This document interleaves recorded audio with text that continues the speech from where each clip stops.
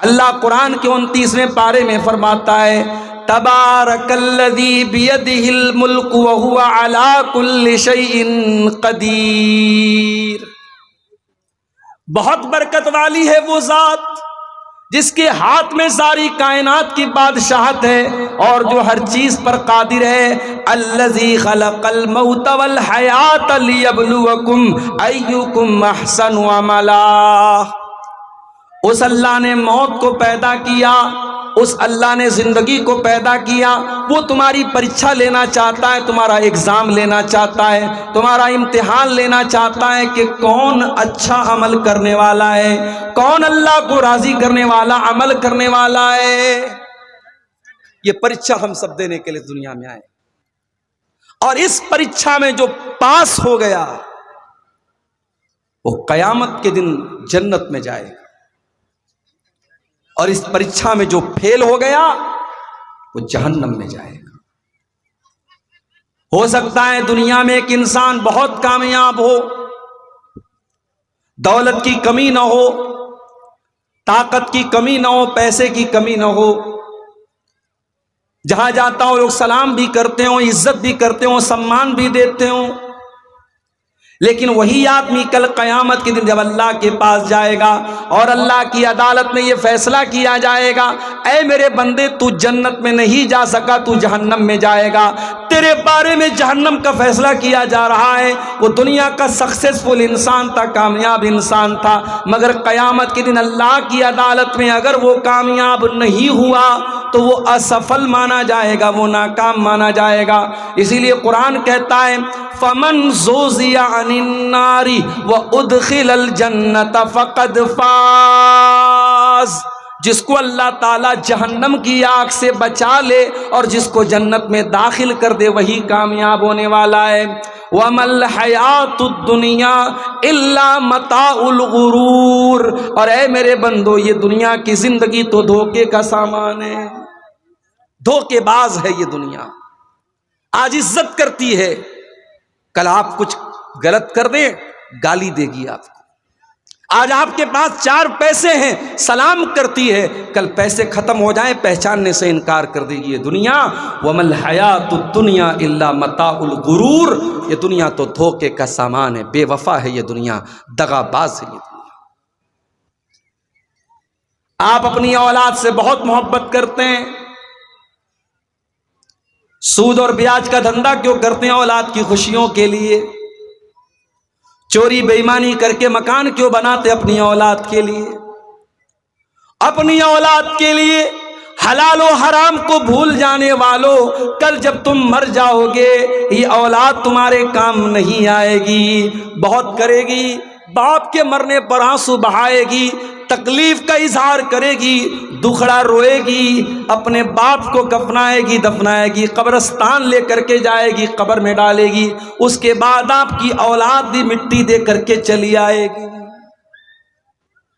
آپ کے وہ دوست جو دنیا میں آپ کے جگری دوست کہلاتے تھے، آپ کے لیے جان دینے کی بات کرتے تھے، قرآن کہتا ہے یبصرونہم یود المجرم لو یفتدی من عذاب یومئذ ببنیہ، قیامت کے دن کوئی دوست اپنے دوست کے کام نہیں آئے گا، انسان اپنی اولاد کو دیکھ کر کے بھاگے گا، وصاحبتہ واخی، اپنی بیوی کو دیکھ کر کے بھاگے گا، اپنے بھائی کو دیکھ کر کے بھاگے گا، وفصیلتہ التی تؤوی، اپنے خاندان کو دیکھ کر کے بھاگے گا، کوئی کسی کا پرسان حال نہیں۔ یہی دنیا کی حقیقت ہے میرے پیارے ساتھیوں۔ وَمَا الْحَيَاةُ الدُّنْيَا إِلَّا مَتَاعُ الْغُرُورِ، دنیا دھوکے کا سامان۔ اے اپنی طاقت پہ ناز کرنے والو، جس دن موت کا فرشتہ آئے گا ساری طاقت دھری کی دھری رہ جائے گی، موت کا کوئی علاج آپ کے پاس نہیں، موت کا کوئی جواب آپ کے پاس نہیں ہے۔ موت کا فرشتہ آ جائے گا، آپ کتنے دماغ والے ہیں، کتنے جینیس ہیں، کتنے بدھیمان ہیں، کتنے چتر ہیں، کتنے پڑھے لکھے ہیں، موت کو اس سے کوئی مطلب نہیں ہے۔ موت آئے گی اور آپ کا کام ختم کر کے چلی جائے گی۔ ساری دولت آپ کے بیٹوں کی ہو جائے گی، بچوں کی ہو جائے گی، بیوی کی ہو جائے گی، مکان دوسروں کے نام ہو جائے گا، زمین و جائیداد دوسروں کے نام ہو جائے گی۔ باتھ روم میں ایک ایک گھنٹے جا کر کے نہانے والوں، فلاں کمپنی کا شیمپو لگا کر کے، فلاں کمپنی کا صابن لگا کر کے نہانے والوں، چہرے کو فیس واش سے دھلنے والوں، باڈی کو باڈی واش سے دھلنے والوں، کل ایک دن ایسا بھی آئے گا جب تم موت کو گلے لگا لو گے اور مرنے کے بعد اتنے بے بس اور کمزور ہو جاؤ گے کہ تم اپنے بدن سے اپنا کپڑا بھی اتارنے کی طاقت نہیں رکھو گے۔ کینچی لائی جائے گی، تمہارے کرتے کو کینچی سے کاٹا جائے گا، تمہاری بنیان کو کینچی سے کاٹ کر کے تمہارے بدن سے الگ کیا جائے گا۔ جو باتھ روم میں ایک ایک گھنٹے جا کر کے نہایا کرتا تھا، آج اس کو تختے پر لٹا کر کے نہلایا جا رہا ہے، گرم پانی کیا گیا، بیر کی پتیاں ڈالی گئیں، مردے کو نہلایا جا رہا ہے۔ مردہ یہ بھی نہیں کہہ سکتا میں تو ڈب صابن سے نہایا کرتا تھا، میں تو لائف بوائے سے نہایا کرتا تھا۔ وہ کون سے صابن سے نہاتا تھا، کون سے شیمپو سے نہاتا تھا، آج کوئی پوچھنے والا نہیں ہے، آج دوسرے لوگ اس کو نہلا رہے ہیں۔ نہلا دیا گیا، بدن کو پوچھ کر کے 3 سوتی چادروں میں، 3 کاٹن کی چادروں میں کفنا دیا گیا۔ گھر والوں کو روتا بلکتا چھوڑ کر جنازے کی چارپائی میں میت کو ڈالا گیا، میت کو قبرستان لے کے جایا جا رہا ہے۔ رشتہ دار میت کی چارپائی کو کاندھا دے رہے ہیں، بیٹا کاندھا دے رہا ہے، پوتا کاندھا دے رہا ہے، بھتیجا کاندھا دے رہا ہے، بھانجا کاندھا دے رہا ہے۔ جو اپنی اسکارپیو سے، اپنی فارچونر سے گاؤں گاؤں نگر نگر گھوما کرتا تھا، آج 4 لوگوں کے کندھے پر سوار ہو کر کے اس کی چارپائی قبرستان جا رہی ہے۔ قبرستان پہنچ گیا، قبر تیار ہے، قبر میں میت کو اتارا جا رہا ہے۔ ہائے ہائے، جو اپنے کمرے میں بھی کبھی 0 واٹ کا بلب بند کر کے اندھیرے میں نہیں سویا تھا، آج قبر میں کوئی لیمپ نہیں، کوئی لائٹ نہیں، کوئی روشنی نہیں، قبر میں اس کو ڈالا جا رہا ہے۔ اس میں زہریلے جانور بھی آ سکتے ہیں، اس میں سانپ اور بچھو بھی آ سکتے ہیں، اس قبر کے اندر اس کو اتارا جا رہا ہے۔ قبر میں اتارا گیا، بیٹے کی آنکھوں میں آنسو ہے۔ بیٹا اپنے باپ سے بہت محبت کرتا ہے، مگر بیٹا اپنے باپ کی قبر میں جانے کو تیار نہیں ہے۔ بیوی اپنے شوہر سے بہت محبت کرتی ہے، 4 مہینہ 10 دن تک بیوی عدت گزارے گی۔ شوہر کا جنازہ جا رہا ہے، بیوی بہت رو رہی ہے، مگر بیوی یہ نہیں کہہ سکتی او لوگوں میرے شوہر کے ساتھ مجھے بھی قبر میں لے کے چلے جاؤ۔ نہیں نہیں، وہاں نہ بیوی کام آئے گی، نہ بچے کام آئیں گے، نہ دولت کام آئے گی، وہاں آپ کا ایمان کام آئے گا، وہاں آپ کا عمل کام آئے گا۔ اللہ کے نبی فرماتے ہیں جب انسان کو موت آتی ہے 3 چیزیں اس کے پیچھے پیچھے جاتی ہیں، مال جاتا ہے، اولاد جاتا ہے، اولاد جاتی ہے، عمل جاتا ہے۔ مرتے ہی مال اپنا رشتہ توڑ دیتا ہے، جیسے ہی سانس کی ڈور تھم گئی، جیسے ہی دل کی دھڑکن رک گئی، مال نے رشتہ توڑ دیا، مال دوسروں کا ہو گیا۔ اولاد قبر تک ساتھ دیتی ہے، لیکن قبر میں مٹی ڈالنے کے بعد اولاد بھی چلی جاتی ہے۔ اب قبر میں جب منکر نکیر آئیں گے اور آپ سے سوال کریں گے من ربو کا، تیرا رب کون ہے، من نبیوں کا، تیرے نبی کون ہے، ماں دینوں کا، تیرا دین کیا ہے، میرے پیارے بھائیوں اس قبر کی تاریکی میں ان 3 سوالوں کا جواب آپ کو خود ہی دینا پڑے گا، خود ہی دینا پڑے گا۔ میرے نوجوانوں، یہ ہیرو گیری چھوڑ دو، یہ سڑکوں پر تماشے لگانا چھوڑ دو، یہ لڑکیوں کو چھیڑنا چھوڑ دو، یہ بے غیرتی اور بے حیائی چھوڑ دو۔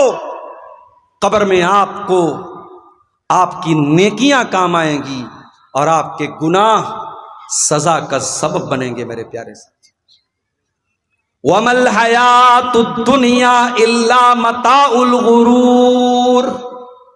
قرآن کہتا ہے یہ دنیا تو دھوکے کا سامان ہے، یہ دنیا دیکھنے میں بہت بڑی لگ رہی ہے مگر آخرت میں اس دنیا کی کوئی حیثیت نہیں ہوگی۔ اللہ کے نبی اداہرن دیتے ہیں، مثال دیتے ہیں، اگزامپل دیتے ہیں۔ ایک آدمی کو لایا جائے گا قیامت کے دن، یوتا بِأَنَعَمِ أَهْلِ الدُّنْيَا، وہ دنیا میں بہت عیش و آرام سے رہنے والا ہوگا، پورے بانی کول میں اس سے بڑا کسی کا مکان نہیں ہوگا، اس سے زیادہ کسی کے گھر میں دولت نہیں ہوگی، اس کے گھر میں فور ویلر کی کمی نہیں، اس کی اولاد بھی بہت خوبصورت، اس کے لڑکے لڑکیاں بھی بہت خوبصورت، اس کا مکان بھی بہت شاندار، نہ دولت کی کمی، نہ طاقت کی کمی، نہ حسن و جمال کی کمی، بہت عیش و آرام سے رہتا تھا، لیکن اللہ کی عدالت میں وہ جہنم میں جانے والا تھا۔ اللہ کے نبی فرماتے ہیں اس انسان کو لایا جائے گا فَيُسْبَغُ صَبْغَةً فِي النَّارِ، اور ایک پل کے لیے جہنم میں ڈالا جائے گا۔ میں تو بنارس کا رہنے والا ہوں، ہمارے یہاں کپڑے کا کام ہوتا ہے، یہ جو ہم کپڑا پہنتے ہیں نا، اس میں جو ایک ایک دھاگا ہوتا ہے، اس کا پورا پروسیس میں نے اپنی آنکھوں سے، یہ ہمارے گھر کا کاروبار ہے، ہمارے باپ دادا یہ کام کرتے چلے آئے۔ یہ جو کپڑے کا دھاگا ہوتا ہے نا، اس کو ڈائی کرتے ہیں، کلر کرتے ہیں، تو پانی کو پہلے کھولاتے ہیں، اور پانی جب بالکل کھولنے لگتا ہے اس میں کلر ڈالتے ہیں، اور اس میں بہت سارا کیمیکل بھی ڈالتے ہیں، اور اس کے بعد دھاگے کو جب ڈالتے ہیں، اچھا دھاگے کو کلر کرنے کی بھی بڑی اسٹائل ہوتی ہے، ایک ہی دوپٹے میں 3 4 کلر کیسے آ جاتا ہے، وہ بھی کلر کرنے کی، ڈائی کرنے کی ایک ترکیب ہوتی ہے۔ تو جو کلر کرتے ہیں کپڑے کو یا دھاگے کو، کبھی آپ نے دیکھا ہوگا دکان وغیرہ پر کہ وہ برتن میں پانی گرم کرتے ہیں اور کپڑے کو ڈال کر کے فوراً نکال لیتے ہیں۔ فوراً کیوں نکال لیتے؟ تاکہ کلر زیادہ نہ ہو جائے، زیادہ گہرا نہ ہو جائے، جتنا کلر ہمیں چاہیے اتنا ہی کلر ہم کو ملنا چاہیے۔ اللہ کے نبی کے الفاظ پر غور کرو، ایک آدمی دنیا میں بہت عیش و آرام سے رہتا تھا، نہ پیسے کی کمی، نہ کھانے پینے کی کمی، نہ دولت کی کمی، نہ مکان کی کمی، نہ سواری کی کمی۔ اس انسان کو ایک پل کے لیے اللہ تعالی جہنم میں ڈالے گا۔ جس طریقے سے کپڑے کی رنگائی کرنے والا کپڑے کو برتن میں ڈال کر کے نکال لیتا ہے، دھاگے کو ڈال کر کے نکال لیتا ہے، اللہ تعالیٰ جہنم میں ڈال کر کے ایک پل کے لیے نکالے گا۔ اللہ پوچھے گا، اے میرے بندے، حل رأیت خیرا قط، حل مر بک نعیم قط، اے میرے بندے کیا کبھی تو نے کوئی بھلائی دیکھی؟ کیا کبھی تو نے کوئی نعمت دیکھی؟ کیا کبھی تو نے کوئی سکھ دیکھا؟ کیا کبھی تو نے کوئی خوشی دیکھی؟ کیا کبھی تو نے کوئی عیش و آرام دیکھا؟ ساری زندگی عیش و آرام میں گزارنے والا وہ انسان کہے گا، ما رأیت خیرا قط، اے اللہ میں نے کبھی کوئی بھلائی نہیں دیکھی، میں نے کبھی کوئی سکھ نہیں دیکھا، میں نے کبھی کوئی عیش و آرام نہیں دیکھا۔ ایک پل کے لیے، صرف ایک، میں منٹ بھی نہیں کہہ سکتا، میں سیکنڈ بھی نہیں کہہ سکتا، ایک سیکنڈ کا بھی کتنا حصہ تھا میں نہیں جانتا، ایک پل کے لیے جہنم میں ڈالنے کے بعد انسان دنیا کا سارا سکھ چین بھول جائے گا۔ میرے پیارے ساتھ،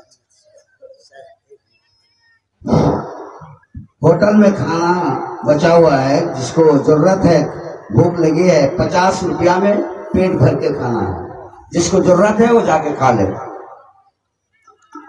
وَمَا الْحَيَاةُ الدُّنْيَا إِلَّا مَتَاعُ الْغُرُورِ۔ غور کرو میرے پیارے ساتھیو، آخرت کے مقابلے میں دنیا کی کیا اوقات ہے۔ اسی لیے اللہ کے نبی ایک دن صحابہ کے ساتھ جا رہے تھے، راستے میں ایک مری ہوئی بکری کا بچہ پڑا ہوا تھا۔ آپ نے صحابہ سے کہا، چھوٹے چھوٹے کان والا بکری کا بچہ تھا، مرا ہوا بچہ تھا۔ آپ نے فرمایا کہ کون اس بکری کے مرے ہوئے بچے کو 1 درہم میں خریدے گا؟ صحابہ نے کہا، اللہ کے نبی، یہ تو ویسے بھی چھوٹے چھوٹے کان والا عیبدار ہے اور مرا ہوا ہے، 1 درہم کی آپ بات کرتے ہیں، اگر اس کو کوئی فری میں دے گا تو بھی ہم خریدنے کو تیار نہیں ہیں۔ کیا جواب دیا جناب محمد رسول اللہ نے؟ ذرا غور سے سننا میرے پیارے ساتھیوں. آپ نے فرمایا لَلدُّنْيَا أَحْوَنُ عَلَى اللَّهِ مِنْ ذَلِكَ، اے میرے صحابہ، اس مرے ہوئے بکری کے بچے سے بھی زیادہ یہ دنیا اللہ کی نظر میں حقیر ہے. اللہ کی نظر میں اس مرے ہوئے بکری کے بچے کی جو ویلو تمہاری نظر میں ہے، اس سے زیادہ ویلو دنیا کی اللہ کی نظر میں نہیں ہے. اور ہم اور آپ دنیا کے لیے مرے جا رہے ہیں. ہائے دنیا، ہائے دنیا، دنیا کی عورت، دنیا کی دولت، دنیا کی طاقت، دنیا کا نشہ، دنیا ہم کو برباد کی ہوئی ہے میرے پیارے سے. حضرت عمر کے پوتے کو دیکھو، سالم بن عبداللہ نام تھا. حرم میں طواف کرنے کے لیے جا رہے ہیں. اس دور کا بادشاہ جس کا نام ہشام بن عبد الملک تھا، اس نے دیکھا بہت بھیڑ لگی ہے، لوگ مصافحہ کر رہے ہیں، لوگ ملنے آ رہے ہیں. پوچھا کون ہے؟ کہا حضرت عمر کے پوتے ہیں سالم بن عبداللہ. ہشام بن عبد الملک بھی قریب آیا، اس نے مصافحہ کیا، سلام کیا. کہا اے سالم بن عبداللہ، اے حضرت عمر کے پوتے، میں امیر المومنین ہوں، میں ہشام بن عبد الملک ہوں. اے سالم، اگر کوئی چیز کی ضرورت ہو تو مجھ سے مانگ لینا. سالم نے کہا اے امیر المومنین، خانہ کعبہ کے پاس کھڑا ہوں، اللہ کے گھر کے پاس کھڑا ہوں. اے سالم، مجھے شرم آتی ہے کہ اللہ کے گھر میں کھڑا ہو کر کے میں اللہ کے سوا کسی اور سے کچھ مانگوں، میں یہاں آپ سے کچھ نہیں مانگ سکتا. سالم نے طواف کیا، ہشام نے بھی طواف کیا. طواف کمپلیٹ کرنے کے بعد جب سالم بن عبداللہ حرم کے باہر نکلے، ہشام بن عبد الملک نے ان کا ہاتھ پکڑا. کہا اے سالم، اب تو آپ حرم کے باہر آ چکے ہیں، آپ تو مسجد حرام کے باہر آ چکے ہیں. سلنی حاجتن، اب کوئی سوال کرنا ہو تو مجھ سے کر لو، کوئی چیز مانگنا ہو تو مجھ سے مانگ لو. کہا اے امیر المومنین، کیا مانگوں آپ سے؟ دنیا کی کوئی چیز مانگوں یا آخرت کی کوئی چیز مانگوں؟ کہا اے سالم، آخرت کی کوئی چیز دینے کے قابل تو میں نہیں ہوں، ہاں دنیا کی کوئی چیز اگر چاہیے تو میں دینے کو تیار ہوں. کہا اے امیر المومنین، ما سألت الدنیا ممن یملکها فکیف اسألها ممن لا یملکها. اے امیر المومنین ہشام بن عبد الملک، میں نے تو دنیا کا سوال اس ذات سے بھی نہیں کیا جو دنیا کی مالک ہے. میں نے تو اللہ سے بھی دنیا کا کوئی سوال نہیں کیا، میں نے دنیا کی کوئی چیز اللہ سے بھی نہیں مانگی. میں اس سے کیوں دنیا مانگوں جو دنیا کا مالک بھی نہیں ہے؟ جو دنیا کا مالک ہے اللہ تبارک و تعالی، میں نے تو دنیا اس سے بھی نہیں مانگی ہے. اے ہشام بن عبد الملک، میں آپ سے دنیا کیوں مانگوں؟ آپ تو دنیا کے مالک بھی نہیں ہیں. میرے پیارے ساتھیوں، یہ حضرت عمر کے پوتے کی سوچ ہے، یہ سالم بن عبداللہ کی سوچ ہے. اور آگے بڑھیے، ہارون رشید کا دور ہے. ہارون رشید کے دور میں ایک بہت بڑے عالم تھے جن کا نام ابن سماک تھا. ایک مرتبہ ہارون رشید ابن سماک سے ملنے کے لیے آیا. اس دور کے جو علماء ہوتے تھے وہ درباری نہیں ہوتے تھے، بادشاہ کی چاپلوسی نہیں کرتے تھے، بادشاہ کا چپل نہیں اٹھاتے تھے. آج آپ دیکھ لو، حکومت کوئی فیصلہ کرتی ہے تو حکومت کے جو چمچے ہیں وہ حکومت کی تعریفوں کے پل باندھتے ہیں کہ بہت اچھا فیصلہ کیا. فیصلہ غلط ہو صحیح ہو اس سے مطلب نہیں ہے، انہیں حکومت کے ہر فیصلے کی تعریف کرنا ہے. آج بھی ایسے درباری ملا اور ایسے درباری علماء آپ کو مل جائیں گے میرے پیارے سے. ابن سماک بہت اللہ والے بندے تھے. ہارون رشید ملنے کے لیے آیا. انہوں نے ہارون رشید کو کوئی پروٹوکول نہیں دیا، کوئی سمان نہیں دیا. ہارون رشید نے کہا ابن سماک، آپ اس دور کے بہت بڑے عالم ہیں، مجھے کچھ نصیحت کر دیجئے، مجھے کچھ سمجھا دیجئے، مجھے پیار سے کچھ باتیں بتا دیجئے. ابن سماک نے کہا امیر المومنین، میں 2 سوال آپ سے کرنا چاہتا ہوں. پہلا سوال یہ ہے، مان لیجئے آپ صحرا میں ہیں، ریگستان میں ہیں اور بہت زور کی آپ کو پیاس لگی ہے، اتنی تیز پیاس لگی ہے کہ پانی نہیں ملا تو آپ مر جائیں گے۔ اتنے میں ایک انسان آپ کو صحرا میں نظر آتا ہے، اس کے ہاتھ میں ایک کٹورا پانی ہے، وہ کٹورا لے کر کے آپ کے پاس آتا ہے اور کہتا اے ہارون رشید، میں ایک کٹورا پانی آپ کو دینے کو تیار ہوں، شرط یہ ہے کہ آپ اپنی آدھی حکومت مجھ کو دے دیجیے۔ اے امیر المومنین، اپنے دل پہ ہاتھ رکھ کے بتائیے کہ آپ اپنی جان بچائیں گے یا آدھی حکومت دے کر کے اپنی جان بچائیں گے یا حکومت کو بچا لیں گے؟ ہارون رشید نے کہا نہیں، جان سے بڑھ کے کوئی چیز نہیں، اگر جان جا رہی ہے پیاس کے مارے، میں ایک کٹورا پانی کے لیے اپنی آدھی حکومت دے دوں گا اور اس سے پانی وہ لے لوں۔ کہا اے امیر المومنین، پانی آپ نے پی لیا، اب وہ پانی آپ کی باڈی میں، آپ کے شریر میں جا کر کے پھنس گیا، پیشاب کا راستہ بند ہو گیا، پیشاب نہیں ہو رہا ہے، آپ تکلیف سے بے چین ہیں، پیشاب کی نالی جام ہے، پیشاب نہیں نکل رہا ہے، آپ کو اتنی تکلیف ہے کہ اگر آپ کو پیشاب نہیں ہوا تو آپ تڑپ تڑپ کر کے مر جائیں گے۔ اتنے میں ایک انسان آتا ہے اور کہتا اے ہارون رشید، میرے پاس ایسی دوا ہے، میرے پاس ایسا طریقہ ہے، میں آپ کو وہ دوا دے دوں گا، آپ کا پیشاب جو پھنسا ہوا ہے، آپ کے بدن میں جو پانی پھنسا ہوا ہے وہ باہر نکل جائے گا، آپ کو ریلیکس مل جائے گا، آپ کو آرام مل جائے گا، مگر شرط یہ ہے کہ آپ کو اپنی آدھی حکومت مجھ کو دینا پڑے گا۔ اے ہارون رشید، اب سچی بتانا کہ آپ اپنی جان بچائیں گے یا آپ حکومت بچائیں گے؟ کہا اگر ایسی سچویشن آ جائے، ایسی کنڈیشن آ جائے، جان کا خطرہ آ جائے، اگر پیشاب نہیں ہوا تو میری جان چلی جائے گی، ایسی صورت میں آدھی حکومت دے کر کے اپنی جان بچا لوں گا۔ کہا اے امیر المومنین، آج کے بعد اس حکومت پر کبھی ناز مت کرنا۔ اے امیر المومنین ہارون رشید، اپنی حکومت پر کبھی ناز مت کرنا، آپ کی حکومت کی حیثیت ایک کٹورا پانی اور پیشاب کے چند قطرے سے زیادہ نہیں ہے، اس حکومت کی ویلیو اس سے زیادہ نہیں ہے۔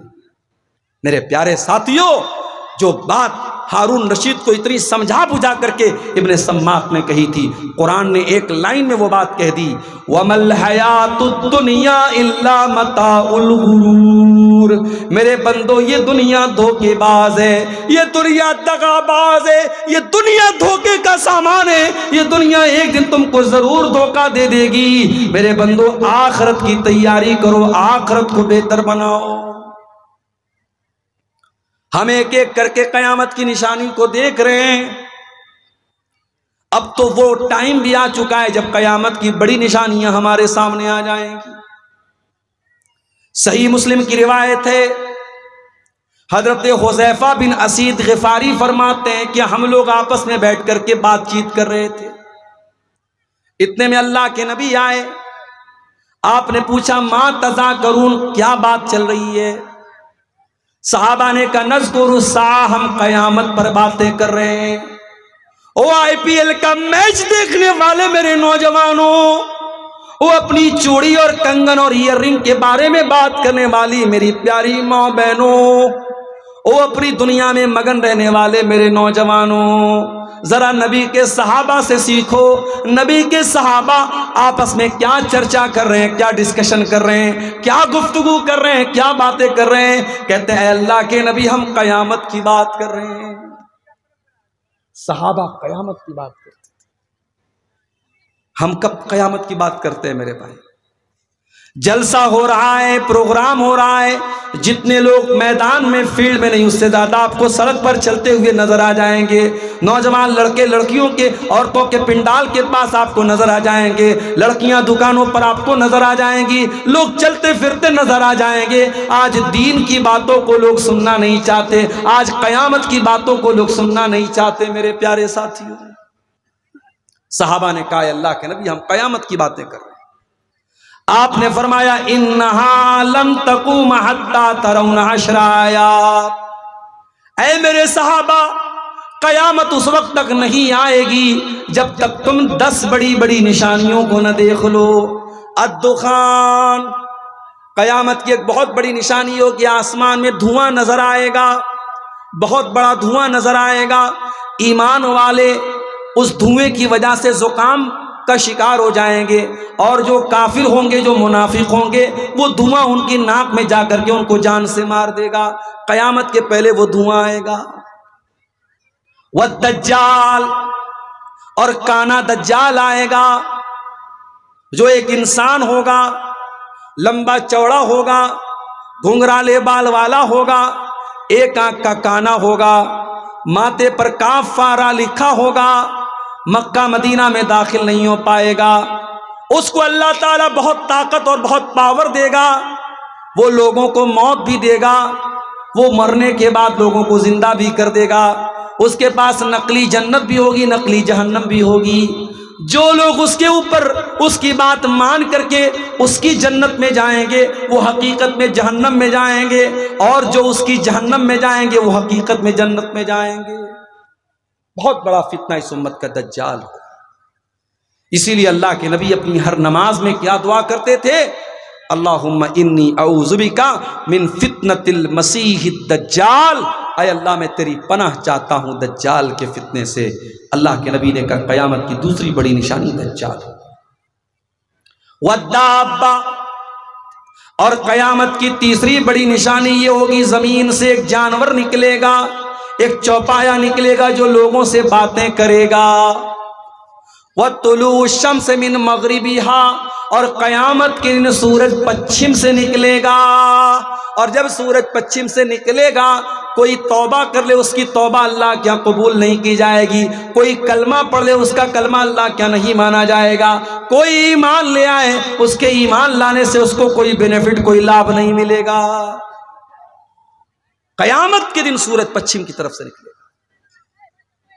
وَنُزُولِ عِیسیٰ ابن مریم، اور عیسیٰ ابن مریم زمین پر نازل ہوں گے، اتریں گے۔ عیسیٰ ابن مریم کو اللہ تعالیٰ نے زندہ آسمان پر اٹھا لیا ہے۔ قیامت کے پہلے وہ آئیں گے، اور دمشق کی جامع مسجد کے مینار پر وہ دو فرشتوں کے اوپر ان کے کندھے پر اپنا ہاتھ رکھ کر کے زمین پر اتریں گے۔ تقریباً 40 سال تک عیسیٰ علیہ السلام دنیا میں رہیں گے، دجال کو قتل کریں گے، سور کو ختم کر دیں گے، یہود و نصارہ سے ڈائریکٹ جنگ کریں گے، یا تو اسلام لاؤ یا جنگ کرو۔ ان کے دور میں بہت امن شانتی ہوگی۔ عیسیٰ علیہ السلام اپنی شریعت لے کر کے نہیں آئیں گے، وہ بھی مسجد میں آ کر کے نماز پڑھیں گے مسلمان امام کے پیچھے، امت محمدیہ کے امام کے پیچھے وہ نماز پڑھیں گے، وہ نبی کی حیثیت سے نہیں آئیں گے۔ عیسیٰ ابن مریم قیامت کے پہلے نازل ہوں گے، ہمارا ایمان ہے۔ وَيَأْجُوجَ وَمَأْجُوجَ، اور دو فسادی قومیں جن کو یاجوج اور ماجوج کہا جاتا ہے، جن کو حضرت ذوالقرنین نے بہت بڑا ڈیم بنا کر کے ان کو روک دیا ہے، قیامت کے پہلے وہ ڈیم توڑ کر کے باہر آ جائیں گے اور بہت فساد زمین میں مچائیں گے، بہت فساد مچائیں گے۔ آسمان پہ تیر چلائیں گے اور وہ تیر خون آلود ہو کر کے واپس گرے گا، وہ بہت بڑے بڑے ندیوں کا پانی اکیلے پی جائیں گے، بہت ظلم و ستم کریں گے۔ تب عیسیٰ علیہ السلام ان کے لیے بد دعا کریں گے، آسمان سے پرندے آئیں گے اور کیڑے آئیں گے جو ان کے گردن پر گریں گے، ان کی موت ہو جائے گی، پھر ان کی بدبو سے پوری زمین بھر جائے گی۔ پھر عیسیٰ علیہ السلام اللہ تعالیٰ سے دعا کریں گے تو ان کی لاش اور ان کا بچا کچا جو بھی ڈیڈ باڈی ہوگی اللہ تعالیٰ اس کو زمین سے اٹھا لے گا۔ یاجوج اور ماجوج یہ قیامت کی بڑی نشانی ہے۔ وَثَلَاثَةُ خُسُوفٍ، اور 3 جگہوں پر زمین کو دھسایا جائے گا، ایک مشرق میں یعنی پورب میں، ایک مغرب میں یعنی پچھم کے حصے میں، اور ایک عرب کی سرزمین پر زمین کو دھسایا جائے گا۔ وَآخِرُ ذَلِكَ نَارٌ تَخْرُجُ مِنَ الْيَمَنِ، اور قیامت کی آخری نشانی یہ ہوگی کہ ایک آگ نکلے گی جو یمن سے نکلے گی، اور وہ آگ لوگوں کو ہانک کر کے میدان محشر کی طرف لے کے جائے گی، یعنی ملک شام کی طرف لے کر کے جائے گی۔ ایک آگ نکلے گی یمن سے اور وہ آگ لوگوں کو ہانک کر کے کہاں لے کے جائے گی؟ میدان محشر کی طرف، یعنی ملک شام کی طرف لے کے جائے گی۔ یہ قیامت کی 10 بڑی نشانیاں اللہ کے نبی نے اس حدیث میں بیان کی۔ قیامت کی اور بھی بہت ساری نشانیاں اللہ کے نبی نے بیان کی. جنگ تبوک کا موقع تھا. حضرت عوف بن مالک کہتے میں اللہ کے نبی کے پاس آیا. اللہ کے پیارے نبی ایک چمڑے کے خیمے میں بیٹھے ہوئے تھے. آپ نے انگلی سے اشارہ کر کے فرمایا اودد ستن بین یدی الساعہ. اے عوف ابن مالک قیامت کے پہلے 6 نشانیوں کو گن لینا, 6 چیزوں کو گن لینا. نمبر 1 موتی, میری موت ہو جائے تو سمجھ جانا کہ قیامت قریب آ چکی ہے. نبی نے حج کیا اور حج کرنے کے 2.5 مہینے کے بعد اللہ کے پیارے نبی ربیع الاول کے مہینے میں 12 تاریخ کو انتقال کر جاتے ہیں. سفر کے آخر میں آپ ایک جنازے میں جاتے ہیں اور جنازے سے جب آپ واپس آتے ہیں حضرت عائشہ سے کہتے ہیں عائشہ میرا سر بہت تیز درد کر رہا ہے. حضرت عائشہ کہتی ہیں کہ وہیں سے اللہ کے نبی کی بیماری کا آغاز ہوا تھا. اتنے کمزور ہو گئے آپ بیماری میں, آپ کے اندر چلنے کی طاقت بھی نہیں بچی. آپ نے خواہش ظاہر کی کہ میں اپنے بیماری کے یہ ایام حضرت عائشہ کے پاس گزارنا چاہتا ہوں. آپ بار بار سوال کرتے کل میری باری کس کے پاس ہے, کل میری باری کس کے پاس ہے. بیویاں سمجھ گئیں, سب نے کہا اللہ کے نبی آپ جس کے پاس رہنا چاہتے ہیں رہ سکتے, ہمیں کوئی اعتراض نہیں ہے. آپ حضرت علی نے ایک طرف ہاتھ پکڑا, حضرت عباس نے ایک طرف ہاتھ پکڑا اور سہارا دے کر کے آپ کو حجرہ عائشہ میں لے کر کے آئے اور بیماری کے ایام آپ نے حجرہ عائشہ میں گزارے. اسی بیماری کے ایام میں جب اللہ کے نبی بہت تکلیف محسوس کر رہے تھے, ایک دن آپ نے سر پر پٹی باندھی, منبر پر آ کر کے خطبہ دیا اور خطبے میں آپ نے فرمایا انی فرتکم علی الحوض, اے لوگوں میں تم سے آگے اللہ کے پاس جانے والا ہوں اور حوض کوثر میں میری تم سے ملاقات ہوگی. اے لوگوں میرے بعد کافر نہ بن جانا, ایک دوسرے کی گردن نہ مارنے لگنا, میرے بعد ایک دوسرے کے دشمن نہ بن جانا. جب تک آپ صحت کی حالت میں رہے, مسجد میں آتے رہے, نماز پڑھاتے رہے. جب بہت زیادہ بیمار ہو گئے, آخری نماز آپ نے جمعرات کے دن مغرب کی نماز پڑھائی. اس کے بعد جب عشاء کا ٹائم آیا, حضرت بلال نے اذان دی, اقامت کا ٹائم آیا, حضرت بلال آئے. آپ نے پوچھا اصل الناس, کیا لوگوں نے نماز پڑھ لی ہے بلال؟ کہا نہیں ہے اللہ کے نبی, لوگ آپ کا انتظار کر رہے ہیں. آپ نے کہا پانی لاؤ. پانی لایا گیا, آپ نے غسل کیا. غسل کرنے کے بعد آپ کھڑے ہوئے لیکن بے ہوش ہو کر کے گر پڑے. پھر ہوش آیا, آپ نے پوچھا کہ کیا لوگوں نے نماز پڑھ لی؟ نہیں ہے اللہ کے نبی, لوگ آپ کا انتظار کر رہے ہیں. آپ نے پھر غسل کیا, پھر کھڑے ہوئے, پھر جانے لگے, پھر بے ہوش ہو کر کے گر پڑے. 3 بار ایسا ہو گیا. آپ سمجھ گئے اب جانے کی طاقت نہیں ہے. آپ نے کہا کہ جاؤ ابو بکر سے کہو وہ لوگوں کو نماز پڑھائے. حضرت عائشہ کہتی ہیں مجھے تھوڑا سا ڈر پیدا ہوا. مجھے ایسا لگا کہ نبی بیمار ہیں اور نبی کے مصلے پر میرے باپ کھڑے ہوں گے, اچھا میسج نہیں جائے گا, اچھا سندیش نہیں جائے گا. میں نے کہا اللہ کے نبی کسی اور کو امام بنا دیجئے, میرے باپ کو مت بنائے. میں نے کہا اللہ کے نبی ان ابا بکر رجل نصیف, میرے ابا ابو بکر بڑے کمزور دل کے ہیں, بہت جلدی رونے لگتے ہیں, وہ نماز نہیں پڑھا پائیں گے, آپ کسی اور کو امام بنا دیجئے. آپ نے بڑے غصے میں فرمایا کہ خبردار, اللہ تعالیٰ کو کوئی اور منظور نہیں ہے, اس کے رسول کو کوئی اور منظور نہیں ہے, اور ایمان والوں کو کوئی اور منظور نہیں ہے. جاؤ ابو بکر سے کہو وہ لوگوں کو نماز پڑھائے. 17 ٹائم کی نمازیں اللہ کے نبی کی زندگی میں جناب ابو بکر صدیق رضی اللہ تعالیٰ عنہ نے پڑھائی تھی. سنیچر کا دن آیا, اللہ کے نبی کو اپنی طبیعت تھوڑی بہتر محسوس ہوئی. مسجد میں آئے, خطبہ دیا. خطبے میں آپ نے فرمایا اے لوگو اللہ تعالیٰ اپنے ایک بندے کو اختیار دے رہا ہے، چوائس دے رہا ہے کہ اے میرے بندے تو چاہے تو دنیا لے لے اور چاہے تو میرے پاس آ جا، چاہے تو دنیا کی دولت لے لے، دنیا کا عیش و آرام لے لے، اور چاہے تو میرے پاس آ جا۔ فاختار ما عنده، تو اللہ کے اس بندے نے دنیا کو ٹھکرا کر کے اللہ کے پاس جانا قبول کر لیا۔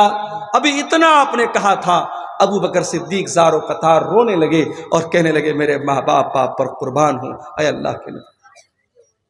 صحابہ کہتے ہیں ہمیں بڑی حیرت ہوئی، ابو بکر کو کیا ہو گیا ہے، یہ کیوں رو رہے ہیں؟ اللہ کے نبی تو ایک کامن بات کر رہے ہیں، کام بات کر رہے ہیں، یہ ابو بکر کو کیا ہو گیا، ابو بکر کیوں رو رہے ہیں؟ بعد میں ہمیں پتا چلا کہ ابو بکر ہم میں سب سے سمجھدار انسان تھے، اللہ کے نبی کسی اور کی نہیں اپنی بات کر رہے تھے، اور آپ یہ اشارہ دے رہے تھے کہ بہت جلدی آپ اللہ کے پاس جانے والے ہیں۔ اسی خطبے میں آپ نے فرمایا کہ اے لوگو، میرے اوپر سب سے زیادہ اگر کسی نے احسان کیا ہے اپنے مال کے ذریعے، اپنی صحبت کے ذریعے، تو ابو بکر نے کیا ہے۔ مسجد میں جتنے لوگوں کے کھڑکی دروازے ہیں سب کے دروازے بند کر دیے جائیں سوائے ابو بکر کے۔ اتوار کا دن آیا، انتقال کے ایک دن پہلے سارے ہتھیار وغیرہ اپنے مسلمانوں کو وقف کر دیے۔ آج کل وقف کا بڑا مسئلہ چل رہا ہے۔ آنے والے دور میں آپ کا قبرستان، آپ کی مسجد، آپ کا مدرسہ، اگر کاغذ آپ کے پاس مضبوط نہیں ہے، ناجائز قبضہ کر لیا جائے گا۔ اس لیے اپنے کاغذ کو بہت مضبوط کرو، اپنی تحریر کو مضبوط کرو۔ وقف اگر کوئی چیز ہے تو اس کو کاغذ کے اعتبار سے بہت مضبوط کر لو میرے پیارے سے۔ اللہ کے نبی نے اپنا سارا ہتھیار، تلوار وغیرہ مسلمانوں کو وقف کر دی۔ آپ کے گھر میں 7 دینار رکھے تھے، آپ نے صدقہ کر دیا۔ رات میں آپ کے گھر میں چراغ جلانے کے لیے تیل نہیں تھا، پڑوسی سے ادھار مانگا گیا۔ سوموار کا دن آیا، آپ نے اپنے نواسے حسن حسین کو بلایا، ان کو چوما، ان کو پیار کیا۔ آپ کی بیٹی فاطمہ آپ سے ملنے کے لیے آئی، باپ کو تکلیف میں دیکھا، کہا کہ واہ کر بابا، ہائے میرے ابا جان کی تکلیف۔ آپ نے فرمایا لیس علی ابیک کرب بعد اليوم، اے میری بچی آج کے بعد تیرے باپ کے اوپر کوئی تکلیف نہیں آئے گی۔ سوموار کے دن فجر کا ٹائم آیا، مسجد میں فجر کی نماز ادا ہو رہی ہے، ابو بکر صدیق نماز پڑھا رہے ہیں، صحابہ پیچھے نماز پڑھ رہے ہیں۔ اللہ کے نبی کو اپنی طبیعت تھوڑی بہتر محسوس ہوئی، آپ بستر سے اٹھے، آپ نے دروازے کا پردہ ہٹایا، سامنے صحابہ نماز پڑھ رہے ہیں، ابو بکر نماز پڑھا رہے ہیں۔ یہ منظر دیکھ کر کے اللہ کے نبی کے چہرے پر مسکراہٹ آ گئی، آپ مسکرانے لگے۔ صحابہ اپنے نبی سے اتنی محبت کرتے تھے، نماز کی حالت میں ان کو محسوس ہو گیا کہ اللہ کے نبی اپنے دروازے پر کھڑے ہیں اور ہمیں دیکھ کر کے مسکرا رہے ہیں۔ صحابہ تالی بجانے لگے، صحابہ اشارہ کرنے لگے، اے ابو بکر پیچھے چلے آؤ، امام کائنات آ چکے ہیں، امام الانبیاء آ چکے ہیں، جناب محمد رسول اللہ آ چکے ہیں، اے ابو بکر تم پیچھے چلے آؤ۔ حضرت ابو بکر کو بھی سمجھ میں آ گیا، وہ پیچھے ہٹنے لگے۔ اللہ کے نبی نے اشارہ کیا کہ نہیں اے ابو بکر، نماز کو کنٹینیو کرو، نماز کو تم پڑھاؤ، اور اس کے بعد آپ نے پردے کو واپس برابر کر دیا۔ یہ آخری دن تھا جناب محمد رسول اللہ کی حیات مبارکہ۔ جیسے جیسے چاس کا ٹائم چڑھتا چلا جا رہا ہے، دن چڑھتا چلا جا رہا ہے، محمد رسول اللہ کی تکلیف بڑھتی چلی جا رہی ہے۔ آپ کہتے ہیں عائشہ، میں نے خیبر میں جو گوشت کھایا تھا اس گوشت میں زہر ملا کر کے مجھ کو دیا گیا تھا، اے عائشہ میں آج بھی اس گوشت کے زہر کا اثر اپنے اندر محسوس کرتا ہوں، ایسا لگتا ہے کہ میری اتڑیاں کٹ جائیں گی۔ آپ کی بیٹی فاطمہ آپ سے ملنے کے لیے آئی، آپ نے ان کے کان میں کوئی بات بتائی، وہ رونے لگی۔ پھر آپ نے کوئی بات ان کے کان میں بتائی، وہ ہنسنے لگی۔ حضرت عائشہ نے پوچھا حضرت فاطمہ سے کیا بات ہے؟ کہا کہ میرے ابا کا راز ہے، میں آپ کو ابھی نہیں بتا سکتی ہوں۔ جب اللہ کے نبی کا انتقال ہو گیا، بعد میں حضرت عائشہ نے پوچھا، کہا کہ امی جان جب میں اپنے ابا کے پاس آئی تھی، میرے ابا نے میرے کان میں کہا تھا کہ اے میری بیٹی، میں بہت جلد دنیا سے جانے والا ہوں، اور میرے اہل بیت میں سب سے پہلے اگر کوئی مجھ سے ملے گا تو تم ملو گی۔ یہ سن کر کے میں رونے لگی۔ پھر میرے ابا نے میرے کان میں کہا کہ اے میری بچی، کیا تو اس پر خوش نہیں ہے؟ اما ترضین ان تکونی سیدۃ نساء اہل الجنہ، کیا تو اس پر خوش نہیں ہے کہ تو تمام جنتی عورتوں کی سردار بنے گی؟ یہ سن کر کے مجھے ہنسی آ گئی، میں مسکرانے لگی۔ اللہ کے پیارے نبی نے اپنی بیٹی کو یہ 2 میسج دیے۔ جیسے جیسے دن چڑھتا چلا جا رہا ہے، محمد رسول اللہ کی تکلیف بڑھتی چلی جا رہی ہے۔ آپ کے بغل میں ایک کٹورے میں پانی رکھا ہوا تھا، وہ پانی اپنے چہرے پر ڈالتے تھے اور کہتے تھے اللہم انی علی سکرات الموت، اے اللہ تو موت کی سختیوں پر میری مدد فرما۔ حضرت عائشہ کہتی ہیں میں موت کی سختی کو ناپسند کرتی تھی، مگر جب میں نے اللہ کے نبی کے اوپر موت کی سختیوں کو دیکھا، میں سمجھ گئی کہ موت کی سختی کوئی خراب چیز نہیں ہے۔ میں اپنے نبی کو موت کی سختیوں میں دیکھ کر کے میرا نظریہ بدل گیا۔ آپ نے اپنے دونوں ہاتھ اٹھائے اور آپ نے کہا اللہم الحقنی بالرفیق الاعلی، اے اللہ مجھے رفیق اعلیٰ کے ساتھ ملا لے، مجھے نبیوں کے ساتھ ملا دے، مجھے صدیقین کے ساتھ ملا دے، مجھے شہداء کے ساتھ ملا دے، مجھے صالحین کے ساتھ ملا دے۔ یہ کہتے ہوئے اللہ کے پیارے نبی کی روح آپ کے بدن سے نکل گئی اور آپ کے دونوں ہاتھ زمین پر آ گئے اور اللہ کے نبی صلی اللہ علیہ وسلم کا انتقال ہو گیا۔ انا للہ و انا الیہ راجعون۔ یہ اللہ کے نبی کی وفات کا مختصر سا واقعہ جو میں نے آپ کے سامنے پیش کیا ہے، یہ بھی قیامت کی بہت بڑی نشانی ہے میرے پیارے سے۔ آپ نے فرمایا قیامت کے پہلے 6 نشانیاں ہوں گی، اس میں پہلی نشانی موت ہی، میری موت ہوگی، میرا انتقال ہوگا۔ وفتح بیت المقدس، اور بیت المقدس فتح کر لیا جائے گا۔ حضرت عمر کے دور میں سن 16 ہجری میں بیت المقدس مسلمانوں کے کنٹرول میں آ گیا، بیت المقدس فتح ہو گیا، بیت المقدس مسلمانوں کے قبضے میں آ گیا۔ جو آج یہودیوں کے قبضے میں ہیں، حضرت عمر کے دور میں یہ بیت المقدس مسلمانوں کے قبضے میں آ چکا تھا۔ وَمَن يُضْلِلْ فَلَا هَادِيَ لَهُ وَأَشْهَدُ أَن لَّا إِلَٰهَ إِلَّا اللَّهُ وَحْدَهُ لَا شَرِيكَ لَهُ وَأَشْهَدُ أَنَّ مُحَمَّدًا عَبْدُهُ وَرَسُولُهُ۔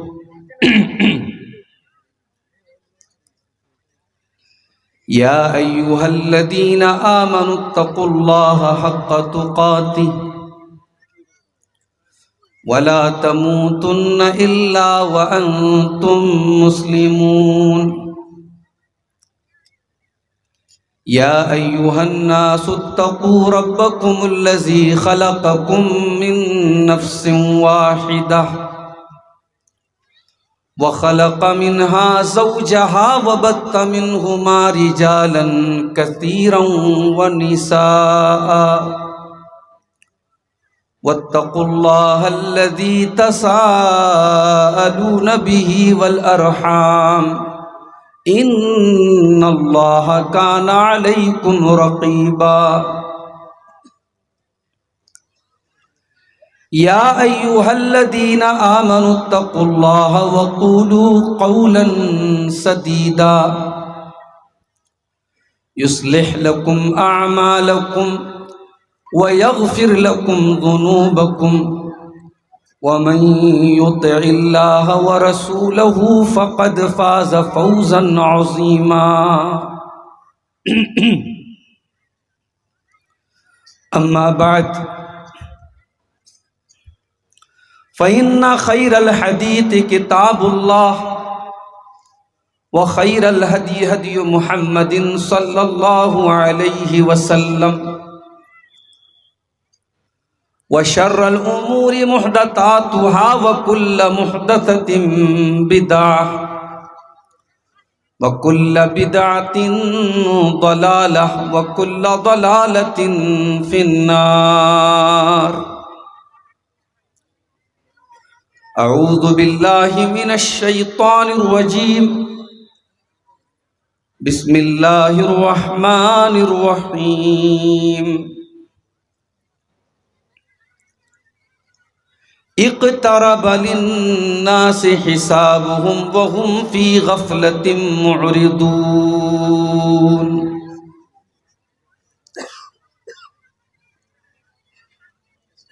محترم علماء کرام، بزرگوں اور دوستوں، نوجوان ساتھیوں، ماؤں اور بہنوں، پیارے بچوں، رات کے تقریباً 1:30 بج رہے ہیں اور آج کا یہ پروگرام بہت اتار چڑھاؤ کے بعد میں سمجھتا ہوں اس جلسے کی کمیٹی کی ہمت اور ان کے جذبے کو ہمیں سلام پیش کرنا چاہیے۔ موسم اچھا نہیں تھا، 2 دن سے بارش بہار کے کئی علاقوں میں ہو رہی ہے اور آج صبح بھی اچھی خاصی بارش ہوئی۔ ایک بار تو ایسا لگا کہ شاید پروگرام نہیں ہو پائے گا۔ بنارس میں میں مدرسے میں پڑھا رہا تھا، موبائل میرا سائلنٹ تھا، ذمہ داروں نے میرے گھر کے موبائل پہ کال کر کے کہا کہ پروگرام نہیں ہو پائے گا۔ لیکن پھر جب تھوڑا سا موسم کھلا، پھر فون آیا کہ نہیں مولانا آپ کو آنا ہے، پروگرام ہوگا۔ بنارس سے جب دوپہر میں 2 بجے جب میں نکلنے لگا، پھر میں نے ایک بار فون کر کے کنفرم کیا کہ پروگرام ہوگا یا نہیں ہوگا۔ بولے نہیں ہوگا، آپ آئیے۔ اور ابھی جب میں جلسے کی فیلڈ میں آیا ہوں اور جلسے کی جو زمین ہے بارش کے پانی کی وجہ سے بالکل دلدل ٹائپ کی ہو چکی ہے، یعنی موسم اور حالات انوکول نہیں تھے، مطابق نہیں تھے پروگرام کے، مگر پروگرام کرنے والے جانتے ہیں کہ مہینوں سے اس کی تیاری ہوتی ہے، مقررین سے ٹائم لیا جاتا ہے، ٹینٹ والوں سے ٹائم لیا جاتا ہے۔ پروگرام کو کینسل کر کے کسی دوسری تاریخ میں کرنا بھی آج کے دور میں آسان کام نہیں ہے۔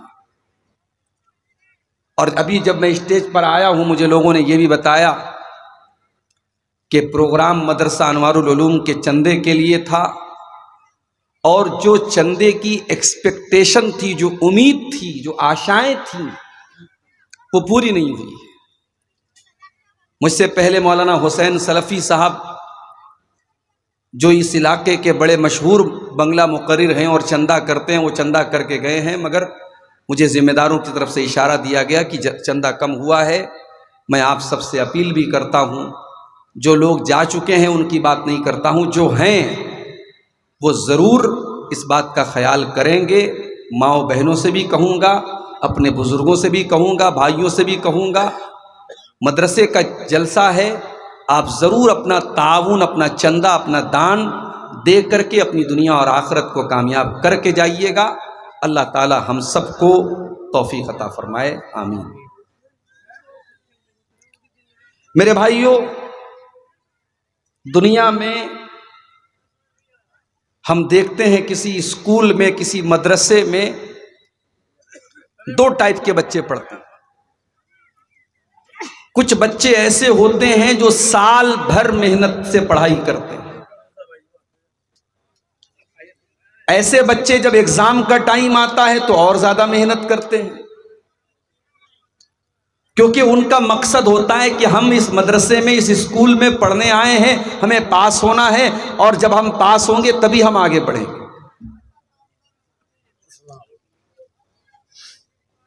اور مدرسے میں دوسرے ٹائپ کے بچے وہ ہوتے ہیں جو سال بھر تو پڑھائی نہیں کرتے، مگر ایگزام کا ٹائم جب قریب آتا ہے تو ان کو بھی یہ احساس ہوتا ہے کہ اگر میں نے پڑھائی نہیں کی، میں نے محنت نہیں کی تو میں فیل ہو جاؤں گا۔ تو سال بھر وہ محنت کریں یا نہ کریں، امتحان کا ٹائم قریب آنے کے بعد وہ بچے محنت کرتے ہیں اور امتحان میں پاس بھی ہو جاتے ہیں۔ اور پھر ایک تیسرے ٹائپ کے بچے ہوتے ہیں اسکول اور مدرسے میں، جو سال بھر بھی پڑھائی نہیں کرتے اور کل ایگزام ہونے والا ہے، آج ان کو دیکھو وہ کھیلتے ہوئے نظر آتے ہیں، ان سے پوچھو بھائی تمہارا ایگزام ہے، تم تیاری کیوں نہیں کرتے؟ ان کو کوئی فرق نہیں پڑتا۔ اب ظاہر ہے کہ ایسے بچوں کا انجام کیا ہوگا؟ ایسے بچے فیل ہو جائیں گے۔ میرے پیارے ساتھیوں، ہم اور آپ بھی دنیا میں ایگزام دینے کے لیے آئے ہیں، پریچھا دینے کے لیے آئے ہیں، امتحان دینے کے لیے آئے ہیں، اور یہ امتحان اتنا بڑا امتحان ہے